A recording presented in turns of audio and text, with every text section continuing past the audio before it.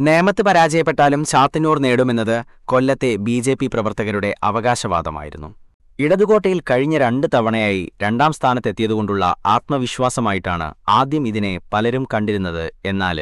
എന്നാൽ പ്രചാരണം അവസാനഘട്ടത്തിലേക്ക് കടന്നപ്പോൾ തന്നെ അദൃശ്യമായൊരു ഡീൽ ചാത്തന്നൂരിലുണ്ടോയെന്നുള്ള സംശയമാണ് ഉയർന്നിട്ടുണ്ട്.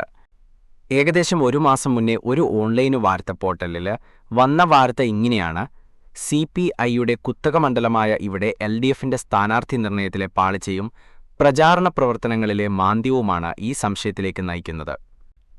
കുത്തക മണ്ഡലമായതിനാൽ ജയിക്കുമെന്ന അമിത ആത്മവിശ്വാസമാണ് ഇടതിന്റെ പ്രചാരണത്തെ തണുപ്പിക്കുന്നതെന്ന വാദം ഉയരുന്നുണ്ടെങ്കിലും ഇടക്കാലത്ത് പാർട്ടിയിൽ നിന്ന് പിണങ്ങി CMPയിൽ പ്രവർത്തിച്ച് തിരികെ വന്ന R. രാജേന്ദ്രനെ സ്ഥാനാർത്ഥിയാക്കിയത് മറ്റേതെങ്കിലും മണ്ഡലത്തിൽ ആരെങ്കിലുമായി ഡീൽ ഉറപ്പിച്ചതിന്റെ ഭാഗമായാണോ എന്ന ചർച്ചയാണ് ഇവിടെ ഉയരുന്നത്.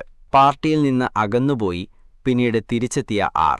രാജേന്ദ്രനെ കളത്തിലിറക്കിയതും പ്രചാരണ രംഗത്ത് ഇടതുമുന്നണി മിഷണറി കാണിച്ച വിമുഖതയും ഒരു ഡീലിന്റെ ഭാഗമാണെന്ന ആരോപണം ശക്തമാണ്.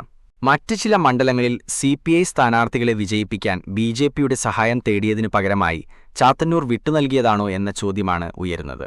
എക്സിറ്റ് പോളുകളിൽ പോലും വിജയസാധ്യത കൽപ്പിക്കാതിരുന്നിട്ടും BJPക്ക് ഇവിടെ വിജയിക്കാനായത് വോട്ട് കൈമാറ്റം നടന്നതുകൊണ്ടാണെന്ന് രാഷ്ട്രീയ എതിരാളികൾ വാദിക്കുന്നു.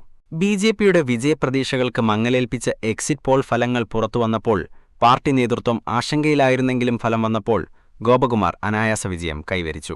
ഈഴവ നായർ വോട്ടുകളുടെ ഏകീകരണമാണ് വിജയത്തിന് പിന്നിലെന്ന് BJP അവകാശപ്പെടുമ്പോഴും CPIയുടെ വോട്ട് വിഹിതത്തിൽ വന്ന വലിയ ഇടിവടിയിൽ രാഷ്ട്രീയത്തിലേക്കാണ് വിരൽ ചൂണ്ടുന്നത്.